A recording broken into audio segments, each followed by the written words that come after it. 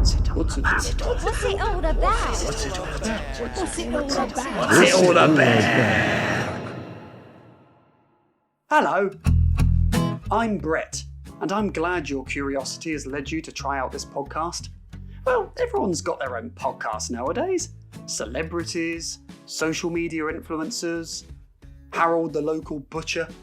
So I felt a little left out and wanted my own. In What's It All About, I won't be speaking to any butchers, but I will be having conversations with notable celebrities, friends, and pretty much anyone else that I could convince to sit and talk with me in my relatively feeble existence. So, be my guest as I invite you to listen to my humble little chats about varying outlooks on life, the things we desire and despise, and what we make of the world we live in today. To kick off this series, I have a chinwag with actor Brian Croucher, known for his notable roles in Blake 7, Doctor Who, and EastEnders, among many other fascinating projects. Brian is direct, witty, wickedly cheeky, and frank, even though he's called Brian. So enough of my waffle, it's time to hear what Brian has to say. Brett, you're a cunt. And I will die sometime soon. Oh no, I don't like those lips of that labia. This is curdled Croucher. Brett, you're a bastard. This is a breath of fresh air talking to you. Well, Brian, thank you very much for joining me for this second podcast. This is the second one we've done now. Yes, indeed. Very formal. I didn't expect that of you, Brian. That was very formal.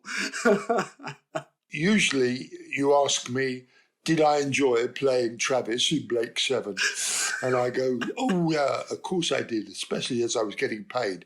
But I don't know what's coming next because we're not going to talk about Blake 7, Doctor Who, The Bill, anything like that. Well, that's a nice little nod there. I mean, if anyone does want to listen to Brian's Blake 7 Stories, then you can listen to our other podcast on Spotify called Blake 7 Stories, and yeah, it is quite hilarious. Anyway, moving on. So for the benefit of the small percentage of people who are too ignorant to know who you are, could you briefly describe yourself? Well, I am Brian Henry Croucher. I was born in Guildford, Surrey, in the middle of the last war. The next one is coming quite soon. I don't know why I was named Brian, but I was named Henry because that was the doctor. See, I'm a bit of a weirdo because my mother told me that when I was born, and I don't know the name for it, but my blood wasn't quite right. So they had to take all my blood out and get some blood from whatever I am, B positive H2O, and it came from a doctor called Henry. So that's what my middle name is attached to. I don't know if that doctor's still alive. If he is, thank you very much. I've been travelling along this life force around this planet for the last 80 years. I've done many things, met many people, but mainly I have been an actor. I also direct. And now I've started writing. So I'm a bit of a creative, if you know what I mean. Have you ever told that story about the blood before?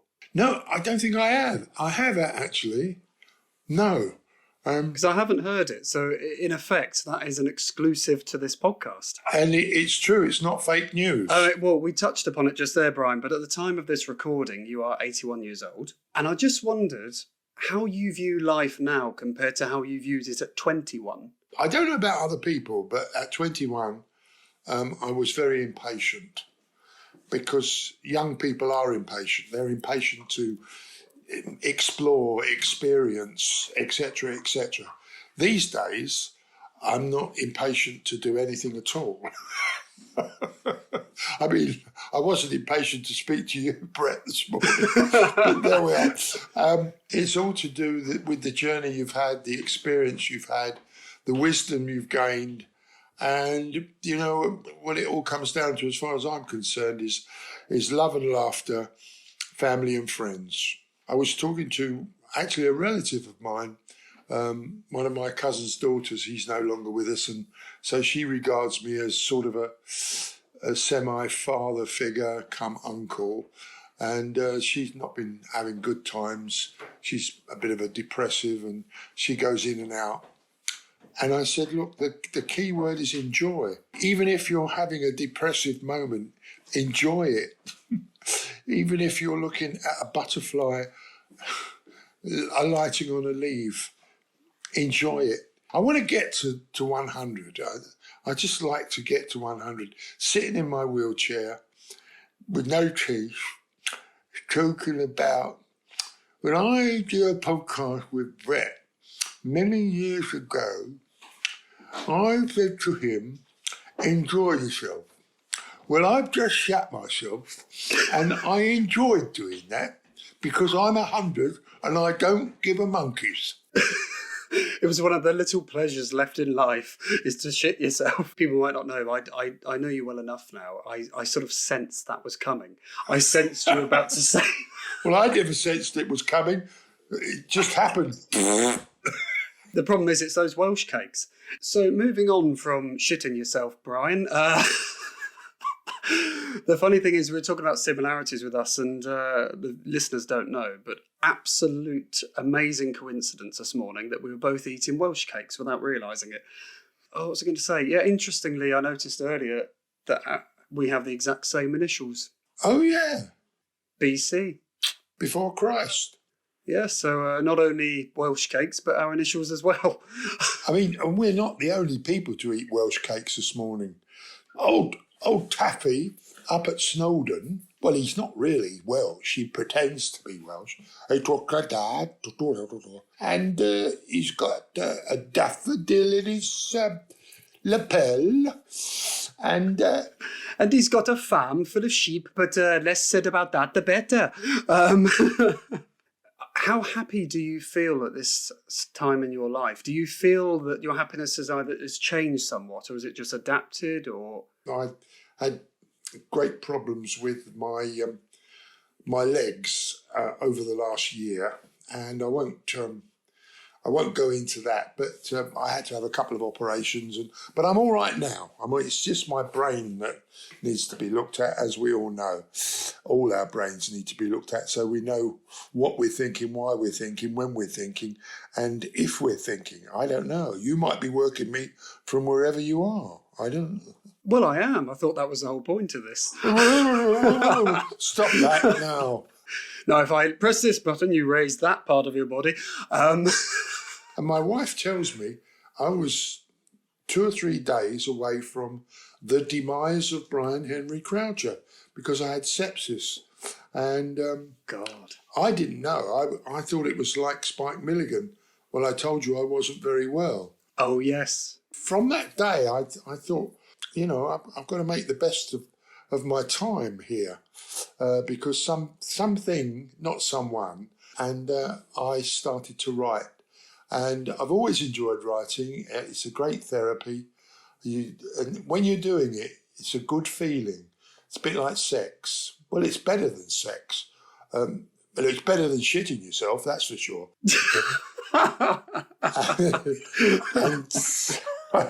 And so no, sorry, Brian. If you do carry on writing, that's got to be the title of a book. Sex is better than shitting yourself. You can quote me on that. Thank you. I will. I've started a new phase in my life. I've had a short story published in an anthology of short stories locally. I've written poems. I write short stories. And I've just written a screenplay, and I'm in the process of putting together a pilot for a 6-part series. But there was a man called the Lord Chamberlain. Have you ever heard of that, Brett? I have, yeah. I've heard of, yeah. Up until the point when I was doing Saved at the Royal Court, 68, 69, there was the Lord Chamberlain, and he was abolished then. So things like stoning a baby to death in Saved, hair, naked people, anything goes. Because the Lord Chamberlain you'd send your script to the Lord Chamberlain and he would read it. And if there was an F, if there was a fuck or a cunt, that they wouldn't. And that's why, going back to look back in anger, that Jimmy Porter never says the F word and never says a bitch, she's a bitch. Alison, his girlfriend, is a bitch, a fucking bitch. No, because the Lord Chamberlain would have crossed it out. They say that people who swear are more honest because you're unfiltered, you don't think about your words too much, it just comes out. I put it down to passion of the subject. If I'm talking about the English football team, they're fucking boring. If they didn't have Harry Kane, if they didn't have Harry fucking Kane, they'd be nowhere. Passion. The big taboo word, which you mentioned earlier, my partner absolutely despises, and I know a lot of people who absolutely despise it, but I find it a funny word when used in context. I think it's lovely because it's like a bullet. You know, when you call some Brett, you're a cunt. See, the bullet went pum straight into your forehead. It's like the word prick. That's like a stab. It's direct. Yeah. Words like bastard doesn't have the same impact, or bugger. So they're very gentle. You've got to lengthen bastard. Brett, you're a bastard. And that's like a big, heavy cow pat on your head. But cunt is a bullet. As you said, you can say cunt like a bullet, but then there are some times when you can use that word as a term of endearment. If you really know someone. Oh, Brett, you cunt. You've actually hit the nail on the head there. Exactly, yeah. And I've had that when I've been so pally and buddy with people. You could say it and they love you for it. But then other people, they're instantly offended. Oh, that's a disgusting word. Oh, I can't hear that. That's atrocious. People become jobs worth. I'll tell you a little story. This is true. It was only a day or so ago. I was reversing out of my place in Sainsbury's in the car park, and I had to reverse to the left to go out right, and that's the arrow said go that way. Well, as I was doing that, a blue car came in, shot opposite my car over there. So when I waited for the guy to get out of the car, and I said, do you know you nearly caused an accident? You nearly hit my car. And he said, well, it is a car park. And I said, well, you are a cunt. And the woman next to him with two kids went, oh no, kids over here, kids. And, I thought, it's not the first time they've heard it, and it won't be the last, darling. To me, the way the world's changed, there have been many good changes and many bad changes. And on the whole, I personally feel like I've already seen the last good years of the world at the moment. Like when I was growing up in the 90s and the early noughties, it was still at a stage where everything felt stable, secure. Yes, there was still bad stuff going on, there always is, but it felt very stable and secure. There wasn't social media, which aggravates everyone, let's face it. There wasn't the sort of spewing of poison by every entitled person on Twitter and or X and all the other platforms. It just felt a lot happier and lighter when growing up for me, and I still remember those days. I know it's not long ago, but the world has drastically changed in 10, 15 years, and it had a sort of simplicity, Brett. Yeah, it's a very affectionate word, simplicity. Things like Brexit, like the Ukraine, like the Middle East, like the cost of living, and COVID, it makes it a very complex world to live in. I mean, there was the Mock the Week, the panel show. Yeah. They said that they stopped because they couldn't keep up with the news. The point of it was to be satirical and jokey about the news, but they couldn't keep up with it because the news was crazier than their comments about it were. That Anthony News, stop the world, I want to get off. I think the great thing is that you and I are both optimists despite all of that going on. And I think it takes a lot to rise above it sometimes. This morning, I turned the news off and started watching something. What's the actual title? Everybody Loves Raymond. A bit of humour on Channel 4 for a moment. Something to distract one. And the thing is, one doesn't want to be distracted. I don't want to be distracted. There are things you have to be distracted, like Doc Martin has to be distracted away from blood because he's got this phobia about it. I want to be distracted away from boring people. Not you. Yeah, I was going to say I better go now. Yeah. Well, it's sort of why we all have holidays, isn't it? To distract ourselves from the sort of mundane life, as some people call it. Yeah, yeah. A Groundhog Day, yeah. This is a breath of fresh air talking to you. We all know he's saying that because he's being paid for this. Yeah. What things in life can't you stand, Brian? I left the East End because of poverty. I don't like poverty and ignorance. That's why I went out into the world and made something of myself. And I'm not a rich person, but I'm not a poor person. Ignorance is tied to education. Poverty, ignorance and education all go together because there's no need for ignorance if people are educated properly. And it's through the generations. It's really down to your parents to give you yes, please and thank you manners. It just starts with that. You won't say it unless you really mean it and unless you thought about it. And if you've not been encouraged to think, then all that goes together. The one thing that they don't really give you lessons in at school, even though I went to a grammar school, they encourage you to think about geography. They encourage you to think about history, but they don't encourage you to think about thinking because people take things at face value. They don't think about the cause and effect, why that happened, how that happened. There was only one instance I actually remember personally. It was from an English teacher at my secondary school who actually said, don't just think of one perspective, think of the other person's. And that was when we were looking through literature, don't look at it through one viewpoint, think of the other person's viewpoint too. And that's the only instance I can recall of anything like that actually happening.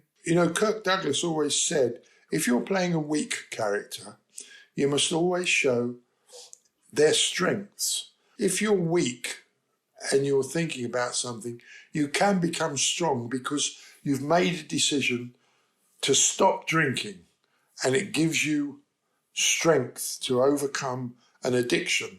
But of course, like everybody else, I can't stand boring people. Some people, what you could say in one sentence, they say in about 10, and they repeat themselves 3 times.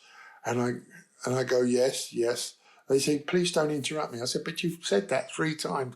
Get on with it. Yeah, the nicety of saying, hi, how are you? I'm good, thank you. How are you? Yes, I'm great, thank you. Okay, it's a nicety, but is it needed? When people say, how are you? I say, you wouldn't really want to know the ins and outs of how I am. And you can't help me, so let's move on. That's just a literal, how are you? The subtext is, I hope you're well. But imagine in conversation, if you went up to someone and said, I hope you're well. They think, why? What's wrong with me? What do you know? Don't I look well? Yeah. That little exchange I always find a bit empty. It sort of lacks weight. People say it very flippantly and throw it away. And it's things like that I've encountered with certain people where you're speaking to them and they're either awkward socially, they just don't know what to do. There are people who are frightened to open their mouths. They're frightened. And that's something else that comes back to parents.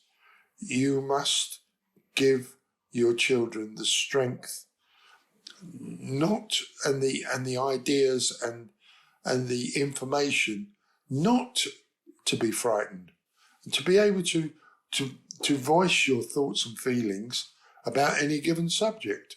You can see people who have had an unhappy childhood. They're frightened to say boo to a goose. And there was this guy from Liverpool, who was writing this play about a character called Deggy. And we were all sat there, and each writer was encouraged to actually give a little précis of what their play was about. And this guy, from Liverpool, and he was going, well, this and that and this and that. And Deggy, he's a right little cunt. And they went, I beg your pardon. Come on. I'm sorry. We can't have that. Well, writing is writing. Words are words. And these girls, they couldn't have him say that, this playwright, would-be playwright. And I felt a bit sorry for him. And I thought, well, this is suppression. But it's all about the choice, isn't it? It's that individual's choice of words for that moment in time, isn't it? Absolutely. But, I've never been against people using any words, sentences, meanings, because if you suppress people, you're a bit of a job's worth, and you'll get a boil growing right up your arse. That's what made me furious recently, was when that Roald Dahl's books were attacked and basically ripped apart for using words like fat and things which are seemingly innocent and always have been since he wrote them.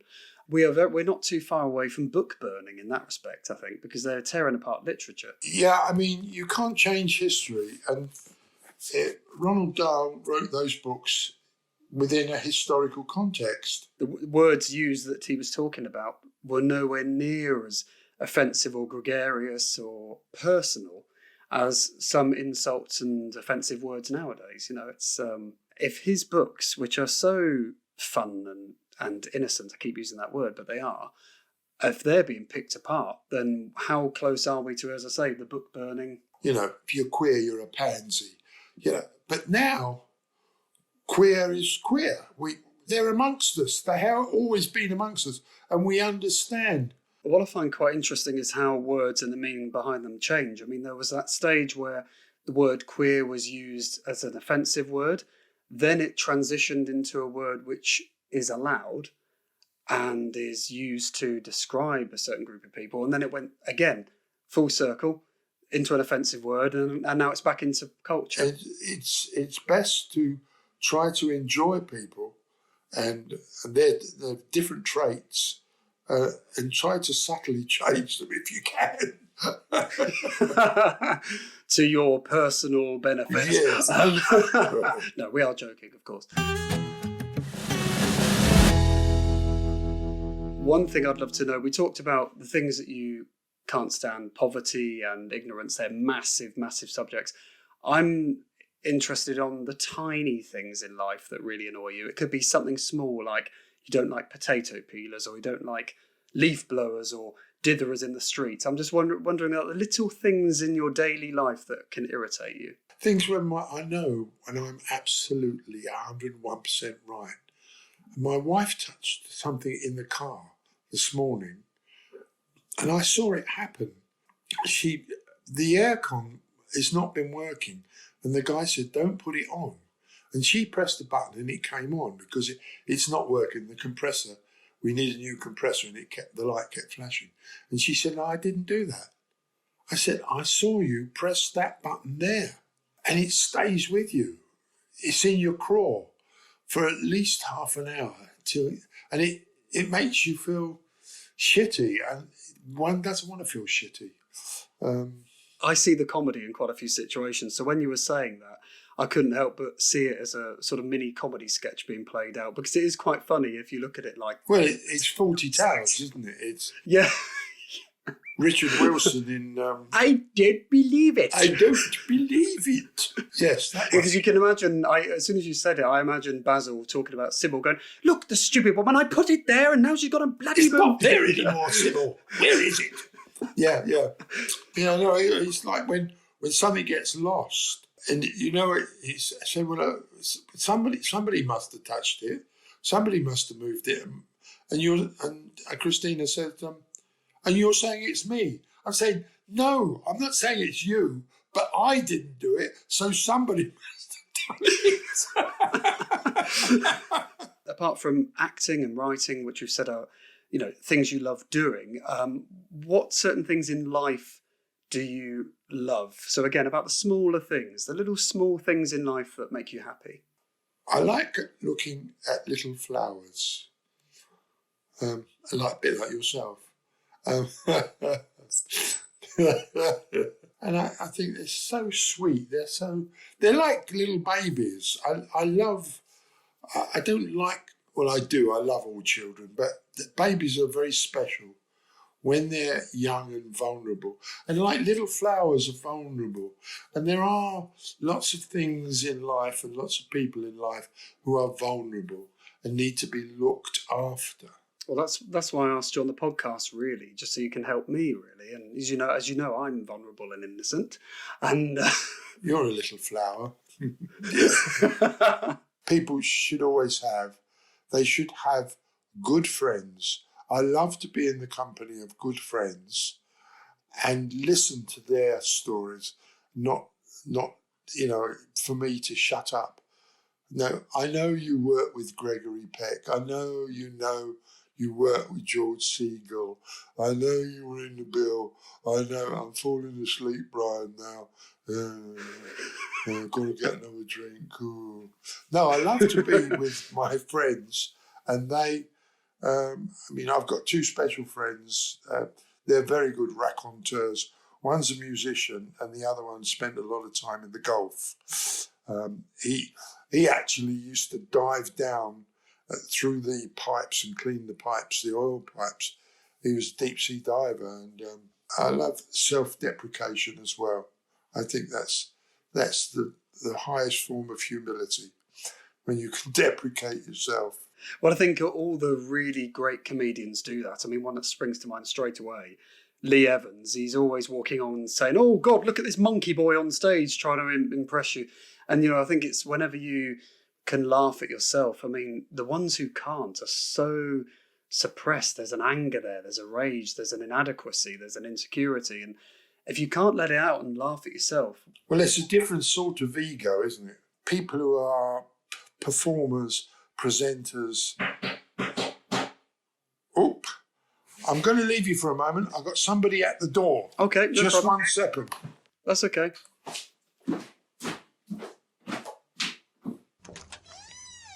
Yes, hello.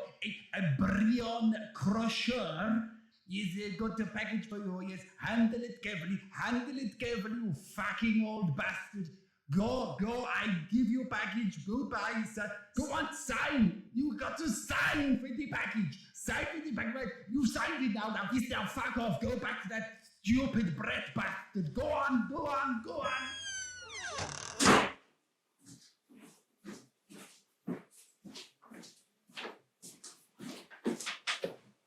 I'm back. It's that Colt 45 that I ordered.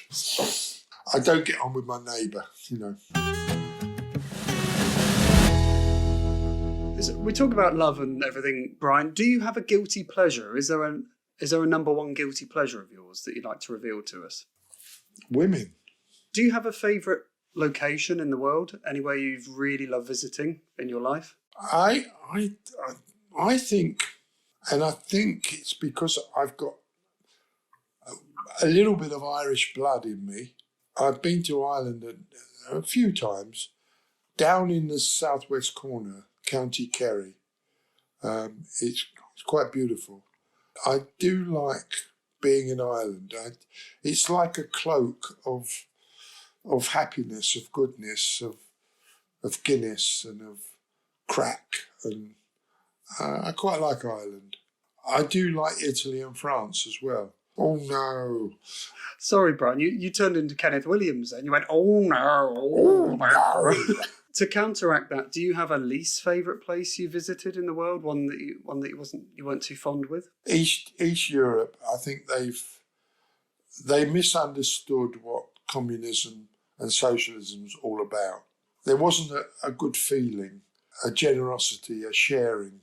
I could have enjoyed Hungary a lot more.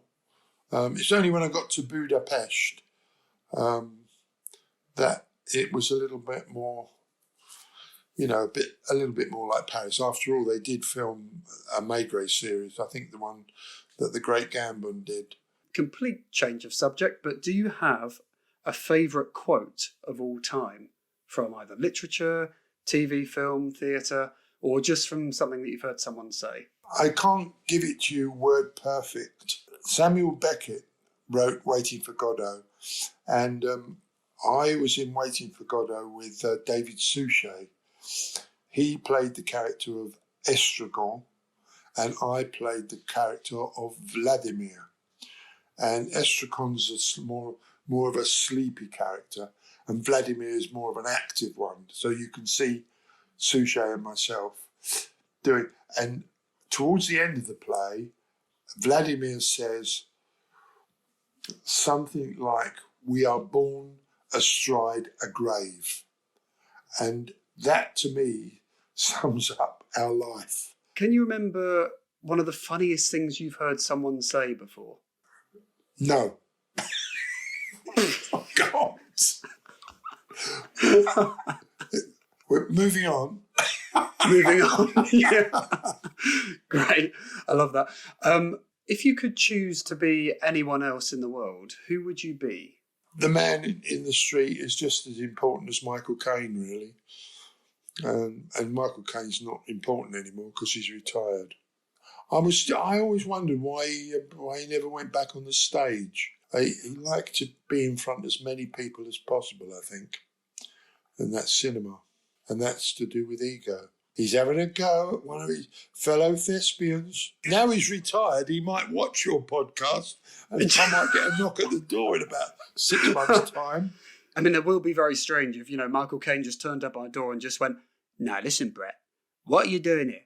I don't want to be on your bloody podcast. I'm too busy being retired. And I do not want to be disturbed." That was a shit impression, sounding more like bloody Kenneth Williams again. No, that's all right, yeah. This is all about your individual taste, this podcast. It's all about your personal viewpoint. So it's absolutely fine if you want to dig at anyone you want, even me. I'm quite outspoken. You may have noticed I'm outspoken. No, not really. That's why you're doing a podcast, Brian, because you're outspoken. So leading on from that Michael Caine conversation, who are the biggest influences on your life? One of the early influences was my Uncle Albert. He was a convener as a shop steward, at the biscuit factory Peak Friends in Bermondsey, London. And he wasn't exactly a communist, but he was a socialist. And we talked, when I was in my teens, when I'd see him, about stuff in a very sort of socialist way. And I've always lent that way, socialism. I like to give, I don't like to conserve, and that's why I'm not a conservative, because I'm always looking to the future and using the past to help me understand the future. When I first became an actor, I was lucky enough to work with a director called William Gaskell, and his way of directing, I quite liked. Whenever I've directed, people have said, "Oh, Brian, that part when we're having a cup of tea and he's sitting there and I'm sitting there." I said, "That's fine." Yeah, I said, "There's no but.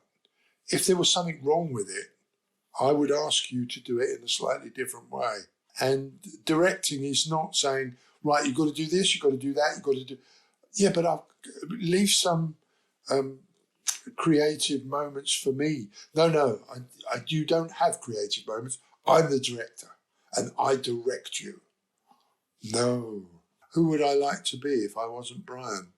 Yeah, but the thing is, Brett, I know I can't be anybody else, so I don't want to say that was a stupid question. But it was. I love that. Just a minute ago you said I can be diplomatic and say it as it is, and then you just said I don't want to say it was a stupid question, but it bloody well was. No, I completely understand what you mean. It's a bit like what we said on our previous podcast about Blake Seven when we were talking about you and I love realism and real drama. So when you touch upon sci-fi and it's not within touching distance, it's not easily relatable and you can't connect with it as much. It's an imposition of something that's not a thing about a podcast now. If we're doing a play about a podcast and then two gunmen burst in and said, look, Brian, you owe us £1,500. Give it to us now, or we're going to blow your head. You know, that's real. I mean, it's an imposition, but it's a bit of an imposition. Can't you wait till I finish the podcast? What is the hardest challenge you've had to overcome in your life? Knowledge, I think. I think knowledge. There's always something that comes up that you don't have any knowledge of. I mean, there's always something that you don't know. I mean, there's so many things. When people say in this wonderful life, I'm bored, that should be struck out of the English dictionary. You cannot be bored. No, my nan always used to say to me a funny little line, which is so true. She said, I don't have time to be bored. That's right. You've got hundreds of languages. You've got instruments you could learn to play. You've got this you can read. You've got that you can watch. You've got that you can do as a hobby. There are endless possibilities. If this was a glass of milk stayed there for weeks on end, how does it change? Does it die? Does it curdles, and what's making that curdle and die, and why don't we curdle? Well, we will. I will curdle, don't I? And I will die sometime soon. This is Curdled Croucher. Curdled Croucher. I'm going to call you that from now on. You realise that? Hello, not Lord Croucher anymore. Yes, call me Major Curdle. Yeah. So that's what you believe. You believe that the hardest thing to overcome really is sometimes the lack of knowledge of certain things. Yeah. I know a few things, but I don't know a lot. Well, funny enough, we talked about Doctor Who, and I can't remember what doctor it is, but one of the quotes from them, I think it was David Tennant, he said something like, "Oh, the day I know everything, might as well stop." And you think it's so true, because that's the point of life. You keep learning and learning and learning and experiencing. You have to find something that you enjoy, that you do, that tires you out. Are we talking about sex again now? No, oh yeah. Stop it. And that's why it frustrates me when I hear people say, "Oh, I'm bored," because you think, "Oh, don't. That's wasting your life. You know, you've got so much to do." I've always said you have to know what colour toilet paper anyone uses, or if they don't use it at all, or if they just shat themselves, you know. Because going back to that one again. The thing is, I remember that awful pink toilet paper. I don't know if that's still circulating. Pink toilet, yeah. There's pink toilet. There's been pink toilet. There's been blue toilet paper. Talking about nasty things in life, what's the main thing you'd change about the world if you could? I've always said, you know, we should have these badges that light up. You know, going back to sex, you never quite know. And John Betjeman said, what can you say about life that you didn't like or did like? He said, I didn't like the fact that there wasn't enough sex. Sex is quite a pleasurable thing. But I think we should all have these badges so that, and, you know, you go, "Oh, dear me, I feel a bit lively." And you just switch your badge on, "I'm available," and you walk around and then somebody else goes, "I'm available," and they smile on their face, smile on your face, and off you go. I don't like that mystery, no, because you get a slap round the face, can't you? I thought you were looking at me. No, I was looking at you thinking, what a slob you are. Oh, really? Oh. I know what you mean. It's that sort of like, if you could just read someone's mind and they just know what you're thinking straight away. Well, yeah. So you said, "Oh, that's interesting. I didn't expect you to say that." Okay, no, I like that. It reminds me, if you've seen a show called Black Mirror. Yeah. It reminds me very much of a concept that could feature in that. You know, an indicator on you which proves when someone's attracted to you. It could lead you into a lot of problems, couldn't it? I never switched it on. I've got a fault. The battery. Oh, dear me. What are you doing here? Well, you've got your lights on. And you've got your lights on. Yeah, well, we've got our lights on as well. It's called a gangbang. Well, if you think about it, some game shows are like that. It's that thing, no lighty, no likey, isn't it? Paddy McGuinness. Yeah. So in a way, we're not too far away from that, Brian. So you may have been naked attraction, you know. Oh no, I don't like those lips of that labia. Ooh. Oh no, look at that. Love Island, we're going into all these interpersonal things. Doesn't really work at all. No. I mean, since we've just said that briefly, how do you feel about those sorts of shows, the inverted commas reality shows? Well, I know that they're not real because I know a friend of mine's, he's worked on was it Essex, and The Only Way is Essex. The Only Way is Essex, and they get them to improvise a bit, and then they say no, there's cut. They say this, say that, and television's a big hoax. At Christmas time, when I was in EastEnders, one of the years, we had a quiz, Noel Esmond's Christmas quiz, and it was EastEnders against Emmerdale, and one of the runners came to me and said, it was just questions. One of the runners came to me and said, "Do you want the answers?" I said, No, I went to a grammar school. I'm quite an intelligent person, although I may not look it. Fuck off. Getting back to boredom, I bet there's a lot of boring stuff that happens that they edit. It's the cutting room floor. Yeah, I mean, this podcast will end up being 2 minutes long. So I'm joking, of course. I do jest, Brian, I do jest. What do you make of the world we live in today? The more you don't ignore things, the more complicated it gets. And the older you get, you can't ignore it because you know more. We haven't anticipated the climate crisis that we're in. We've all enjoyed ourselves far too much. I'm a bit unhappy with Henry Ford for inventing the motor car because he's not helped a great deal. Yeah, with your career is really varied, and having looked at what you've done, it's incredible, going from science fiction to soap opera in some capacity, go solid drama. If you hadn't been an actor, what would you like to have done? Well, besides being a director, I would have quite liked to have been a policeman. But I don't think I'd like to be a policeman in this day and age.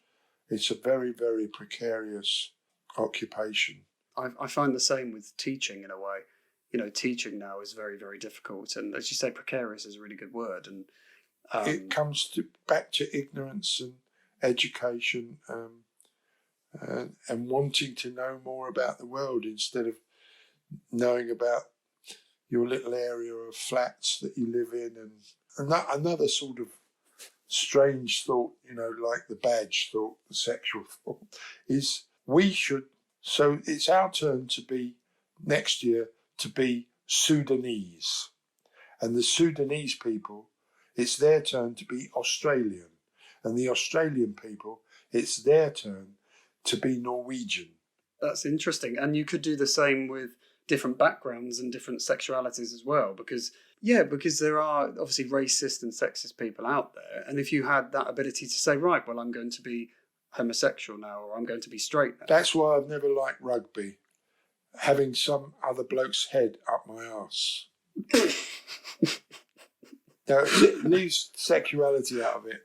So, Brian, death is an inevitability. And we've talked about all different aspects of life. So how do you personally feel about death? Does it scare you, or do you not think about it? I try not to think about it, but of course, people are dying around me. It's a time approximately for me to die. I've lost lots of people before. I have memories about them. I have this idea, because I think my body is a temple, of giving my body to science. Best of luck with the liver, love. Well, what word is in liver? Live. Live. So... Yeah. Interesting. I've got the forms to sign because a cousin of mine and his wife, they gave their bodies to be chopped up and looked at by students, etc., etc. I'm not looking forward to it because it might encapsulate a lot, some pain, and none of us like pain. We all like pleasure, whether we're eating a juicy steak or kissing a juicy girl. But it's that, there's a quote, and I can't remember where it's from, but someone said, death is an inconvenience because I've got so much to do. But somehow it all works because, I can't do the things that I used to do. Run 100 meters in 9.9 seconds. And your brain doesn't go. That's the worst thing. These poor people who just are lost in. I did a film in the last 2 or 3 years called Sunday Worship. Did you ever watch it? Did I ever? No, I haven't seen that. If you find it, it might be on Vimeo still. It was about a bloke with Alzheimer's. I shot it in Bristol over a weekend, and it was one of the most lonely weekends that I've ever had because I had to find this Alzheimer's without experiencing Alzheimer's. I had to be within what I thought was my brain and what was happening. So I couldn't have chats with. I could phone Brett up and say, "How you doing today, Brett? What are you doing tonight?" And no, I had to stay away from everyone else, the cast, the crew. I mean, if you lose your brain, you might as well just, I know, because it's what they say, you're existing, but you're not living. Yeah, I guess so. We all find death, whether it be medical or whether somebody comes and runs you down or somebody stabs you to death because they don't like you. There's a few people waiting outside with knives. I was going to say, I did text them and sent them over, so it's good to know they've arrived. Oh, that's naughty, isn't it? No. It's a little bit of fun. You've never known me to be naughty, have you, Brian? You little bit of fun, you cunt. See, going back to that.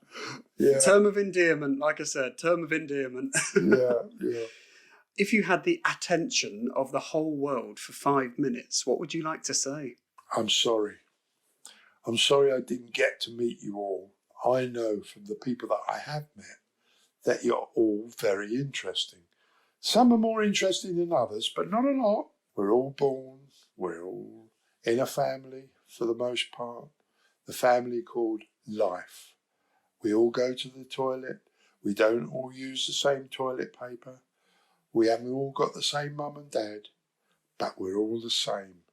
And if you think you're any different, then you're laughing up your own arse. It was really touching to a point, Brian, then I realised that so many analogies in this entire podcast have been related to the toilet. Some people lead shitty lives, don't they? Yeah. The key to life is life itself. You've got to find a way to enjoy your life. And if you're not enjoying something, don't do it. Change the toilet paper. Change the toilet paper. You're right there, Brett. Very good. So I tried to, relate and convert what you'd said into something. Yeah. So.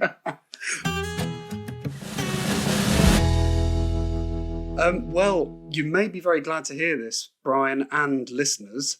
Last question. You did talk about what you're writing at the moment, so you may have encompassed it already.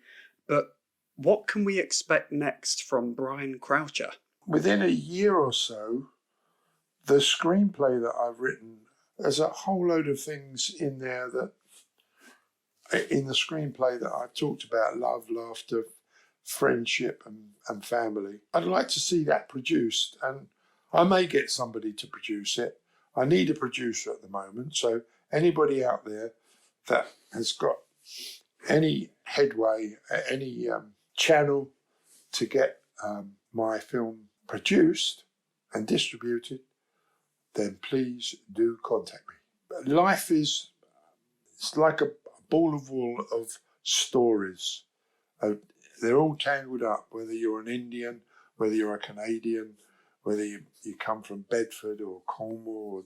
There's a story everywhere. And that's why I've enjoyed being part of storytelling as an actor, as a director, and now possibly as a writer. That's what I think is so wonderful. Life is full of stories, that can be literal literature, TV, theatre, film, or just the social encounters we get involved in, or even, as we said earlier, people watching. You could watch someone and you can invent an entire story in your head on what they're doing, or just observe them, watch them, a bit like Sherlock Holmes, and be able to piece together what they're all about. I think life is just absolutely endless in its possibilities. Well, we've been telling stories here. They're called fibs, Yeah. aren't they? Really, I'm dressed up as a man, but really, my bra's it's digging into my. Well, the great thing is about a podcast, Brian, people can't actually see you, so they can't actually see that you're wearing the bra and the pink frilly knickers. I know, the pink frilly knickers, and I must get to the hairdresser. I've got to get honestly. I mean, it's like watching someone in lockdown all over again. You've got the hippie hair and, well, let's not mention the crumbs of Welsh cake in your beard. Yeah. We mentioned at the beginning that Brian and I featured on a Blake Seven Stories podcast. 2 years ago, we recorded that in 2021 during all of the many lockdowns. So please give that a listen on Spotify. Yeah, do you have any closing statement, Brian? Anything you want to mention or say that we haven't discussed? Stay happy, stay cool, stay easy. Just stay. If you don't stay, you're dead. Thank you so much, Brian, for taking your time to talk to me today. It really is appreciated. I know you've got so many things on the go, so I appreciate these few hours of your time. You're very welcome. Well, I appreciate that, Brian. Thank you so much, and all the very best with your future endeavours and projects. Bye for now. Cheers. Bye. So all that's left to say is thank you very much for listening to this podcast. I really hope you've enjoyed it and it's been insightful and entertaining. And, maybe have a listen to the next episode. After all, it could present some different perspectives on life than the ones we've just heard from Brian Croucher. So, until next time, I'll leave you to ponder on what it's all about, and I look forward to welcoming you into another conversation soon.